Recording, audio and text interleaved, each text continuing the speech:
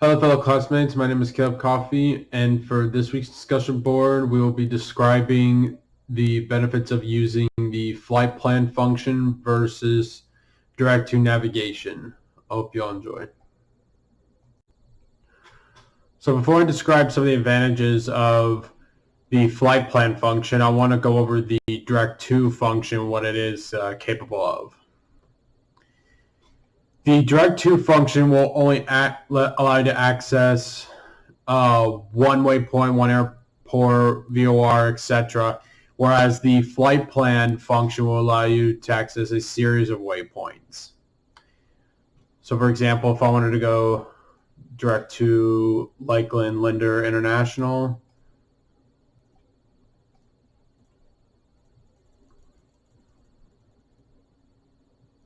the identifier in here.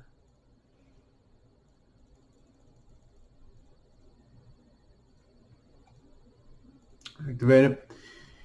It will only let me fly to Lakeland unless I press direct to again, put it a different waypoint, or I just fly a flight plan and have all my waypoints in there. To cancel direct to, all you have to do is press menu, enter, and direct to is canceled.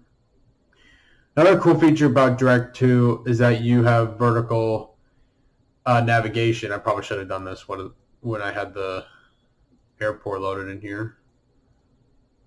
So I'll just add a different airport. I'm going to do Colorado Springs, my old hometown airport.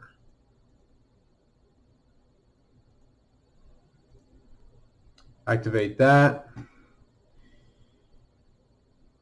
So if I go to direct to, I'm going to scroll with the FMS. I'm going to hit enter first, then scroll back with the FMS knob. And what this does, where it says altitude, it allows me to fly with vertical navigation. So if I wanted to descend, let's say, if I want to descend down to flight level, let's go with 1500. I know they're at a higher altitude, but it's just good thing this is just an example. So let's say 1500. And for some reason it's not. If you look here, you have MSL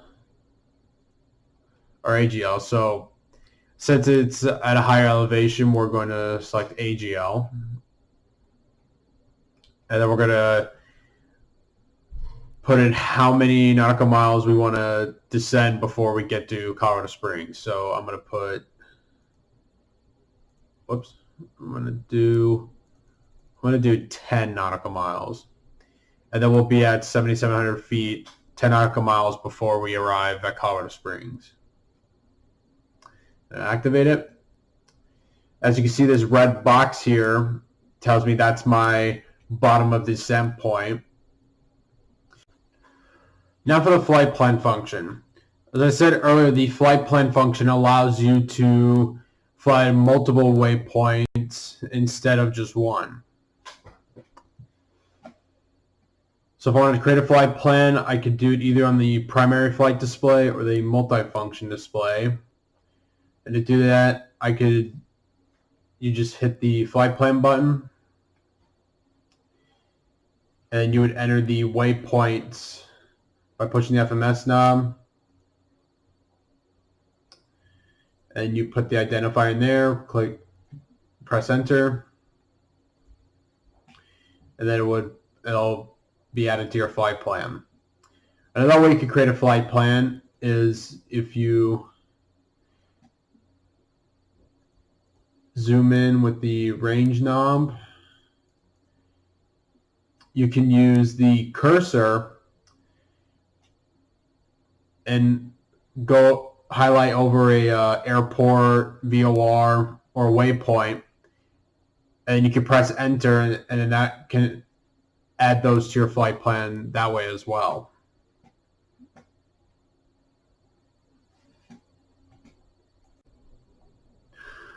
A couple more features that the flight plan function has to offer is if you go to the view page on the multifunction display, you can have a wide view of your flight plan and have a smaller map, or do the narrow view and have a bigger map. Another function is you could have cumulative distance, and then if you go to the wide view, you have your cumulative estimated time en route. That was a tongue twister. Or you could just do leg to leg, which I personally prefer leg to leg. And one more feature it has to offer, and the Direct To function has this as well, is vertical navigation. To access that, you're going to push the big FMS knob. Okay, please don't freak out on me. Okay, it's doing something. That's not what I wanted.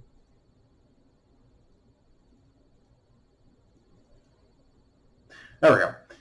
So you want to scroll the FMS knob until you are under altitude and select an altitude you want to descend to. So it's like 1500.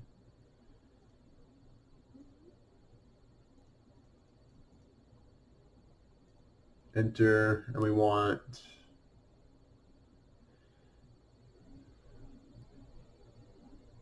MSL, and to select if you want MSL or AGL, you can only do this with airports. You can't do this with VORs or other waypoints.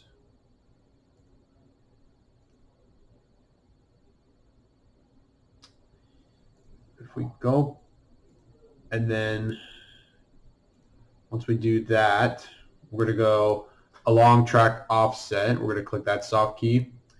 And we're going to want to be at the altitude, let's say 5 nautical miles out. And for some reason, it's not cooperating. So you would scroll the FMS knob, put how far you want to descend, press enter.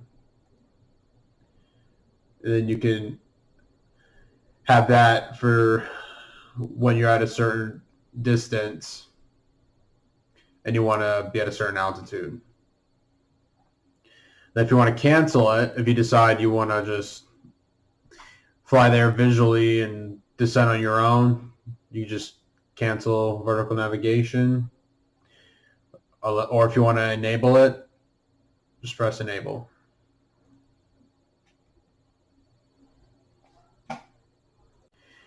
I hope you all enjoy this presentation, and I look forward to seeing what you all have come up with this week. God bless. Have a great one.